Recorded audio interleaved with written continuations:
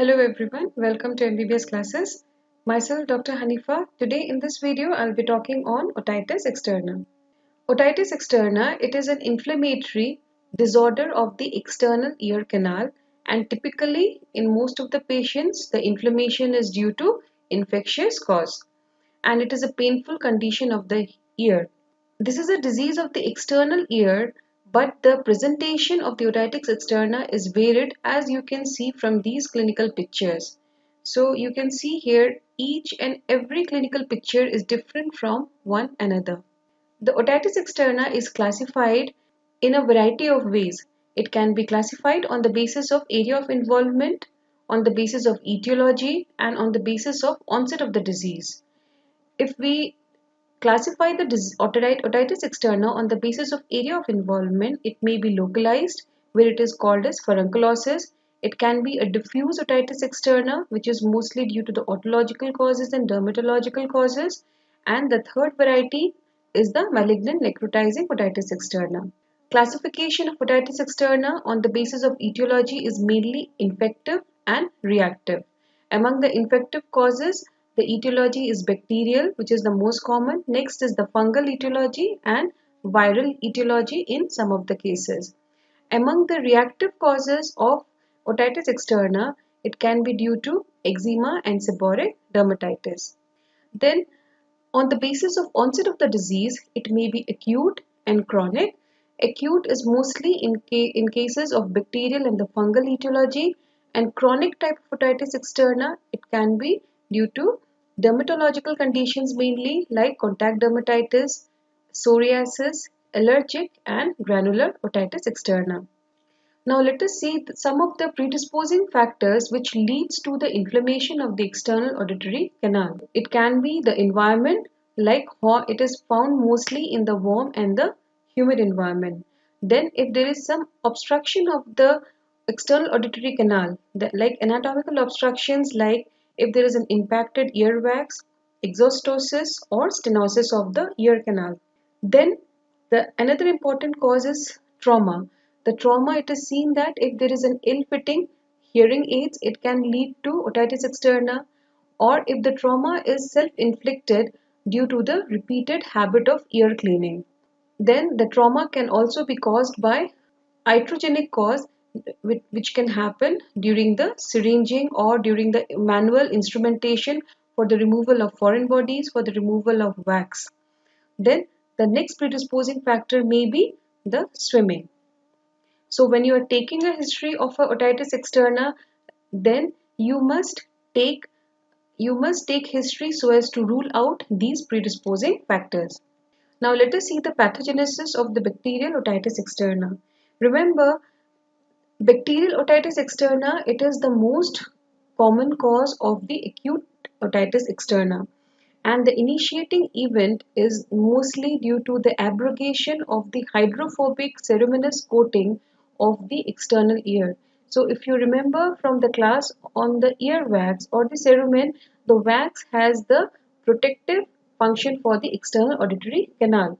And what happens if there is too much removal of the ear wax? It leads to the exposure of the underlying epithelium to the water and the other contaminants, because of which if there is any trauma while cleaning the ears or there is self-inflicted injury, in that case if there is a violation of the epithelium, it will allow the bacterial infection, and this leads to the beginning of the inflammation. Then there will be development of erythema and the edema of the epithelial and the subcutaneous layer. So this is how the bacterial otitis externa, it progresses. Now there are certain subtypes of the bacterial otitis externa. It can be localized, that is, it is called as acute localized otitis externa or the furunculosis. So this is a clinical picture of the external auditory canal showing a localized inflamed swelling of the external auditory canal. So this is, you can see, this is an furunculosis of the external auditory canal. This furunculosis, it is a walled-off collection of the pus that arises from the hair follicles of the lateral ear canal. If you remember, the lateral part of the ear canal, it contains hair follicles, and so the furunculosis is found only in the outer part of the ear canal, not in the bony part of the ear canal. And the most common pathogen which causes furunculosis is the Staphylococcus aureus, and it will produce the symptoms like localized ear pain, nodular swelling. The next subtype of bacterial otitis externa is the swimmer's ear. This swimmer's ear, it is also called as acute diffuse otitis externa.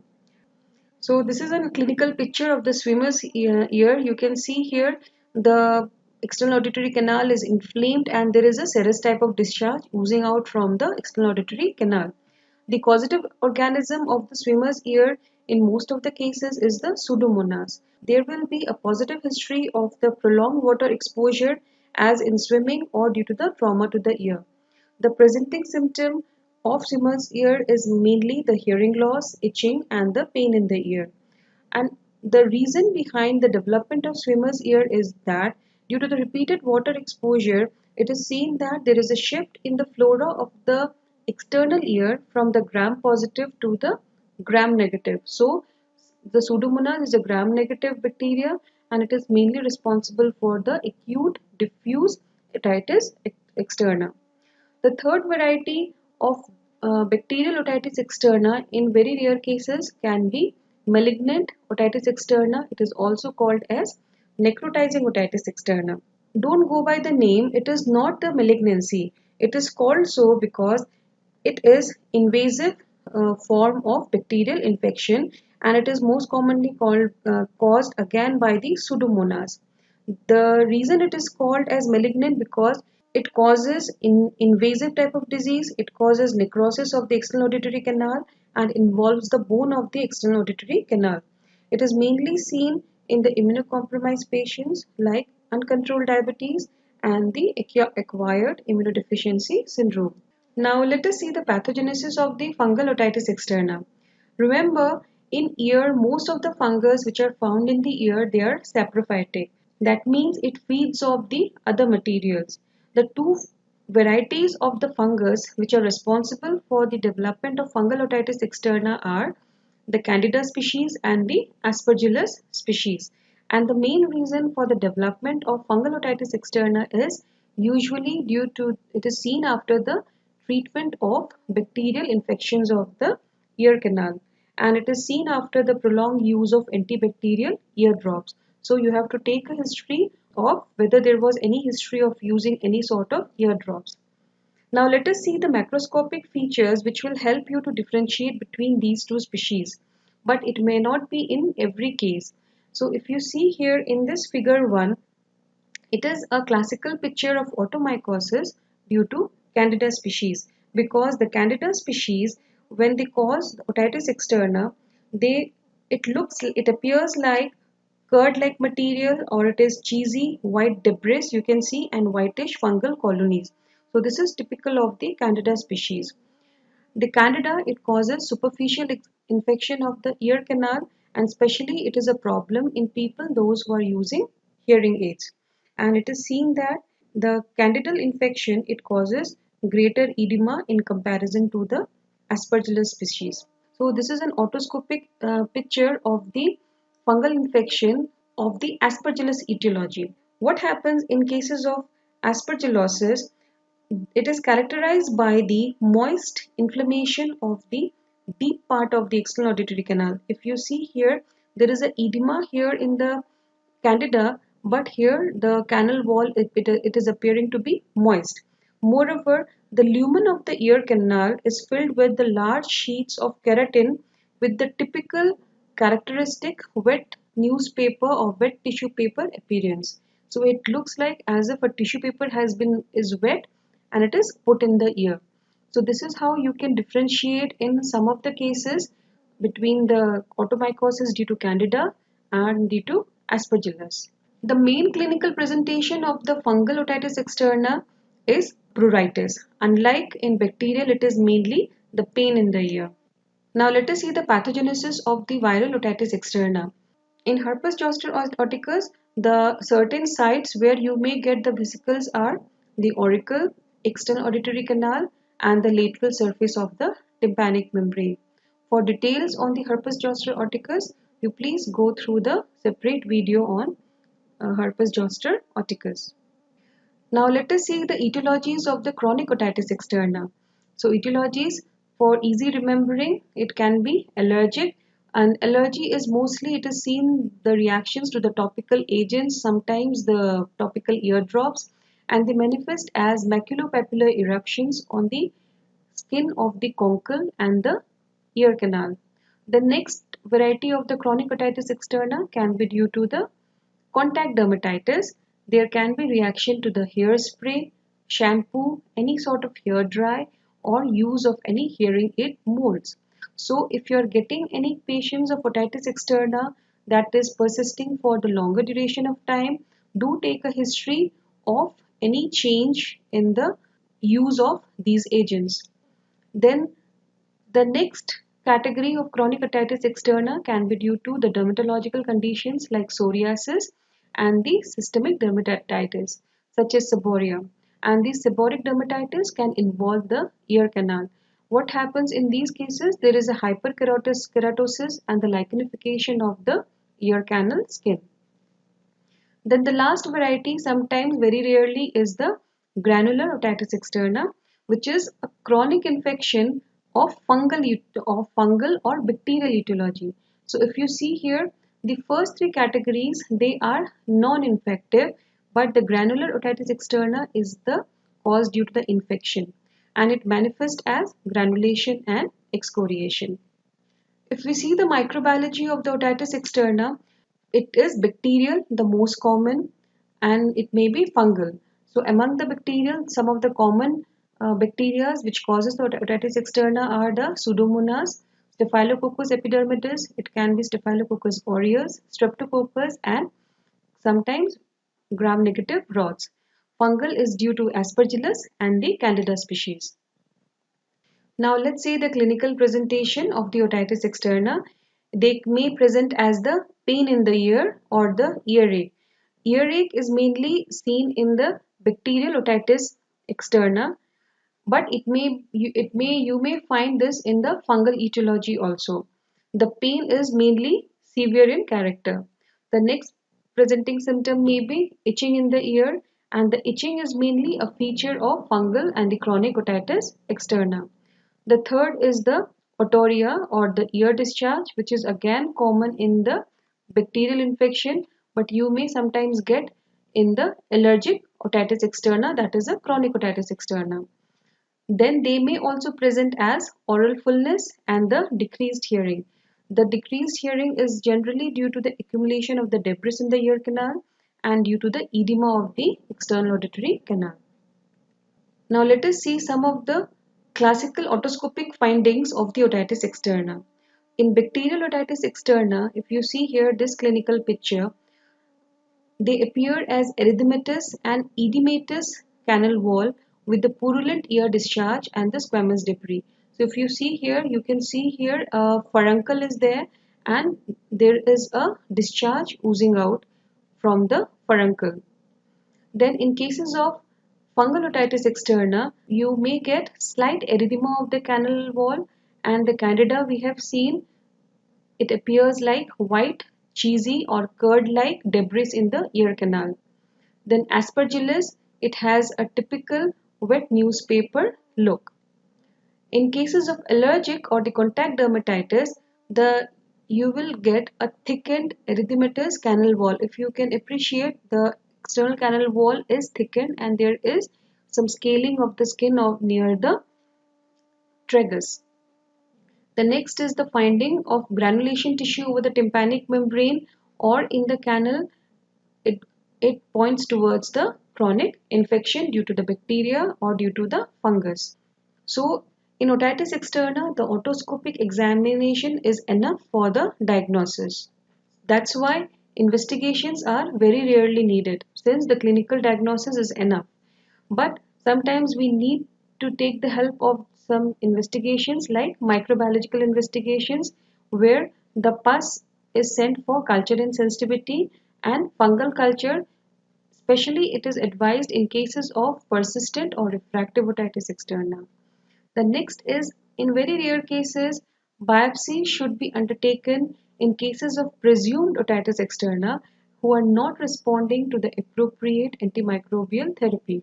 So, if a patient comes to you with otitis externa and you have prescribed the medicine, and again the patient comes back to you next visit or 2 to 3 visits, the patient is not responding, then do consider the other differential diagnosis. The purpose of biopsy is to exclude the malignancy of the external ear, and because sometimes the malignancy can mimic as otitis externa. Now coming to the treatment part. The treatment part, mainly the most important treatment is the debridement of the ear canal, because until and unless we do not take out the debris, the secretions, the patient is not going to be relieved. The advantage of debridement is it helps in the clearance of the infectious organism. It cleans up the debris, which is a food for the fungus. Then, after debridement, it allows the topical ear drops to reach the target site. Next treatment modality is the packing of the ear canal, and it is done specially in cases when there is a significant canal edema. The purpose is for the better delivery of the medicine and to reduce the canal wall edema. The third treatment modality is to advise topical antibiotic ear drop, and this is the mainstay of treatment of the otitis externa. So most of the otitis externa can be managed by debridement, sometimes packing, and mostly they get well with the topical antibiotic ear drop. Now let's see some of the properties of the ideal ear drops. It should have a broad spectrum of coverage for the pathogenic organisms, bacteria. It should have a acidic pH because the acidic pH is toxic to many bacteria and the fungus. The ideal eardrop, it should not have any potential for ototoxicity, no potential for allergic reactions. It should be of low cost, and if it should contain steroids to reduce the edema. So you must know about sometimes it may be asked during the clinical postings the properties of the ideal eardrop. Now coming to the compositions of the eardrops. So for the bacterial otitis externa, in markets are available the combinations of the polymyxidine, neomycin, and hydrocortisone, and sometimes the quinolone antibiotics has to be prescribed. For fungal otitis externa, the debridement of the debris is the main treatment, which is followed by the application of eardrops. It is available as 1% clotrimazole solution. Now, till now we have discussed about the management of the otitis externa due to the infective cause. Now let us see about the treatment of contact or allergic dermatitis. The main treatment is elimination of the offending agent. Second is the debridement. Then in cases of contact or allergic dermatitis, the topical steroid is administered. Then if anybody is using hearing aids, they are advised to minimize the use of hearing aids. Then again, if after following all this, if a patient is not responding to the topical ear drops and all, then in that case consider the use of combination of antibiotic, antifungal and the steroid ointment, so that the ointment can be placed for the longer duration of time in the ear canal. Now let us see the complications of the otitis externa.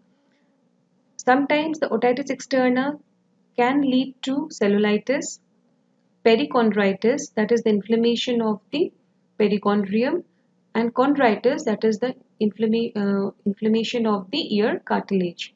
So in case there is a complications like cellulitis, perichondritis and chondritis due to otitis externa, then in that case we must start the systemic quinolone antibiotics, and then later on the systemic antibiotic can be changed according to the bacteriological culture report.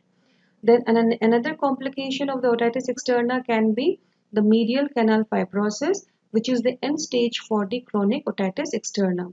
So this medial canal fibrosis, it is the formation of thick fibrous scar which occurs at the medial end of the ear canal, just lateral to the tympanic membrane.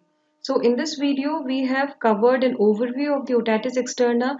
We'll be covering separately the furunculosis, otomycosis, malignant otitis externa in the separate videos as it comes as short note during the exams.